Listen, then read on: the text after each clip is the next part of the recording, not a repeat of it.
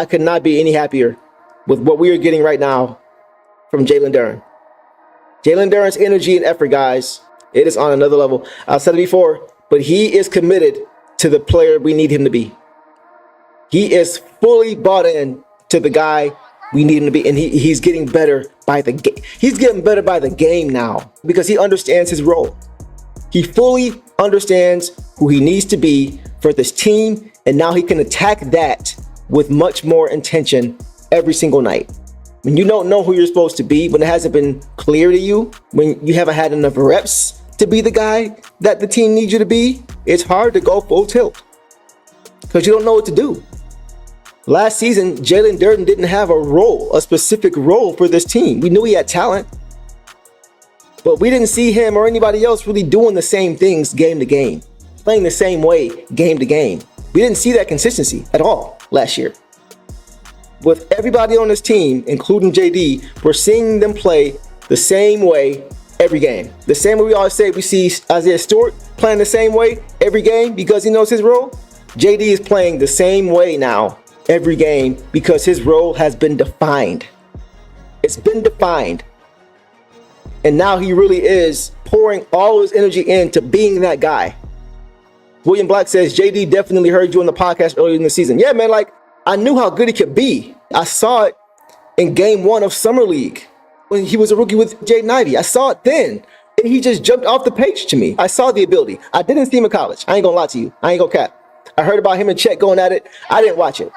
I told y'all, I don't like scouting drafts because it means our team is not good unless we just got a great pick from another trade like we did with the Darko pick, something like that. But normally when you're scouting drafts, you're not a good team. And I couldn't accept not being a good team for this long. And I was really struggling with it. So I didn't really watch him in college. But I watched him in the Summer League and I knew then, this guy is talented. Just all this raw ability. But it wasn't channeled. It wasn't really concentrated on any specific things. And that's why we saw him be so inconsistent. But now we have a coach who knows how to use him properly. We have a coach who has helped produce Evan Mobley and Jared Allen into being who they are right now. All-stars. We have a coach that has produced our all-star backcourt, who previously, before he got there, wasn't in Coach Bickerstaff. Jalen Duren is in great hands with this coaching staff, for sure. And now we're starting to see that he has the understanding of who he's supposed to be. Now he can go out and be that guy and do it with intention and go all out. You know why? Because it's resulting in wins. The Pistons are getting dubs from playing the way Coach wants them to play. If they were 14-68 or headed to that record this season, they wouldn't buy in to what Coach is saying, regardless of how good it sounded. You know why? Because it would have been resulting in wins. When you are told or asked to play a certain way, like it or not, if you truly want to win, if that's your true intention, if you truly want to win as a player and you see that it's working, even if it's not specifically how you would like to play because you can bring more to the team, but you're sacrificing that for wins. If you're doing those things and you're getting wins at this level after what you went through last year, you have no choice but to keep doing it. Because if you don't, that's going to show you're more worried about your own stats than you are getting wins. So it holds guys accountable. And he has been held accountable. He said himself earlier this season that he was playing soft. He said he was playing soft early in the season. That means mentally, he understands he wasn't giving them everything. He knows that. He wasn't giving everything. I think a lot of guys kind of got used to what happened last year and like, man, I'm not going all out for this. I'm not about to risk hurt myself for this. That had to be scrubbed away. It's a mindset. And now all these guys have bought in to winning. They're showing they all want to win because they're all sacrificing their games. All of them. For the betterment of the team, and they're winning. Mega Hustle says the Sidney Lowe factor for Duren. Yes, Sidney Lowe is a long-time coach, man. He coached here before. I think he was here with Flip Saunders in 2006 when we had the record-setting 64-win season. 64-18. That was when Sidney Lowe was here the first time, I believe. He's been here, I think, 2 or 3 times. Very, very good coach. I got a chance to chop it up with him. Me and King chopped it up with him. Open practice earlier this season. We got a chance to chop it up with him. Everybody's talked about how Cleveland has been this and that. But let's be frank, y'all. Nobody expected Cleveland to suck this year. They still have their 4 all-star caliber players. They got DeAndre Hunter back half of the season. Nobody expected them to really fall off. It was more so, oh, they switched coaches. That's odd. Okay, well, Kenny Atkinson is a good coach. Okay, maybe it's something on the other side behind closed doors we don't know that happened. Maybe Donovan Mitchell got into it with coach and he didn't like it and he forced coach out. Who knows, right? But that was the thought process. It was never, we still got Donovan Mitchell, Darius Garland, Jared Allen, and Evan Mobley. They good. They good. Now, they are playing better from a record standpoint. Sure. So he's made a great team even better. Great. But nobody saw this coming with the Pistons. Nobody in this chat, including the person who is talking right now, saw this coming. The turnaround to win 3 times as many games as you did last season, from 14 to 42, with games remaining, without your star player, without 3 starters against that team, I don't see how you don't give it to him. ESPN had the Pistons at maybe 25 wins. I had him at 35. King had him at 40. They've eclipsed all of it. All of it with games left. The things that he has done in a short period of time have been nothing short of incredible. Incredible. And I think tonight may have made it a lot harder not to give him that Coach of the Year trophy, especially doing what he did tonight against this team in this fashion. Very, very impressive. I want to talk about something with JD. Because like I said, he was going after every loose ball. He was sprinting down the court. He was contesting every shot possible. And guys, JD's defensive awareness has been night and day. Night and day. His defensive awareness has vastly improved, guys. Vastly. There's one play I want to talk about with JD. Right? Just one play. So, Cavs got the ball. They run pick and roll with Darius Garland and Evan Mobley. Right? JD's guarding Mobley and Schroeder's guarding Garland. And JD identified the screen coming early. And it looked like the defensive scheme was to trap Garland. So JD got up on Garland to keep him from getting to the hoop. He got in front of him. And you saw Schroeder kind of crowd him. And as that's happening, before the trap comes all the way over, you see Garland drop it off to Mobley. Mobley catches it, right? At the free throw line. And he's met by Tim Hardaway Jr., who saw that Garland made the pass out of the double team, which means the Cavs have an advantage now. And nobody's really guarding Mobley.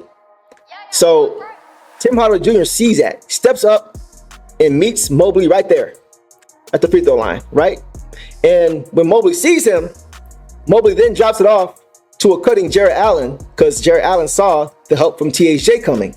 So Allen cut to the hoop. And Allen was open for a moment when Mobley passed it to him. But here's the thing. JD saw the whole play unfolding. He saw the whole thing unfolding. He saw the whole play develop, right? So he knows that the Cavs are just going to run this too big action once Mobley catches the ball from Garland at the free throw line. He knows, okay, he understands the situation. JD does. So instead of JD trying to rotate back to Mobley, who was his original guy, he sprints right past Mobley and goes to Jared Allen because he knows Mobley's making that pass to Allen. JD knows, okay, for the moment, THJ has Mobley stopped. So let me run past him, even though that's my guy. Let me run past him and play help defense. He runs right by Mobley, goes over to Jared, who we knew Mobley's going to pass it to, goes up and blocks a shot. Guys, that may seem like a little thing, but watching that play told me a lot about Jalen Duren's awareness. His IQ defensively vastly improved over the season, guys. It's scary how, like, I have a video that I dropped that said that Jalen Duren is the hidden gem of the NBA. He was still slumping, and here we are. He's becoming one of the best bigs in the league consistently now because he understands who he is supposed to be. You can't shortcut that. That's why I always said these guys need time. You need time. You have to give these guys time and reps to play together. We still have not seen our original starting five, our projected starting five of Cade, Jaden, Asar, Tobias, JD. Still have not seen one game with that. So you see the patience of letting these guys individually develop and how from October to now it's helped us. We got to have that same patience when it comes to all of our guys playing together. Now, they need the same reps. They need the same time. Individually, they got it. Let's come together like a transformer and make this thing work as a unit, right? So once again, JD was incredible. It was another play that he made. I forgot the details of it. I had this one written down so I didn't forget. But it was another play that JD made that kept the Cavs from scoring late. They don't secure the rebound, and the Cavs get it back, and the defense is kind of helter-skelter. Under the rim, trying to get the board. It bounces long. JD shoots out to a shooter. Arsaris in the paint. JD shoots back to the hoop and blocks that shot. Like, his energy, guys, he was not doing this early this season. He was not doing this. So to see him doing this now, the stat sheet, guys, does not show his impact in this game at all. This team, guys, from top to bottom, is playing great. All the dirty work, all dog. I'ma dive on the floor, go try to block every shot, and I'ma be physical with you the whole game. You know Stu gonna be physical with you. When you think of the Pistons, you think it's just hard work and just gritty basketball. That's just the identity you gotta have when you put on that jersey. I'm not your average breed of canine. Not a good dog, I'm bad boy for life. I set the tone, don't care about no tick. Let it be known, I get my respect. Come in the lane and see I don't bluff. If you retaliate, that's on ya.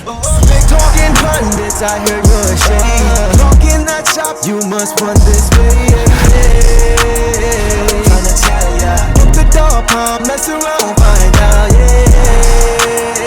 Tryna tell ya, look the dog palm, mess around, find out,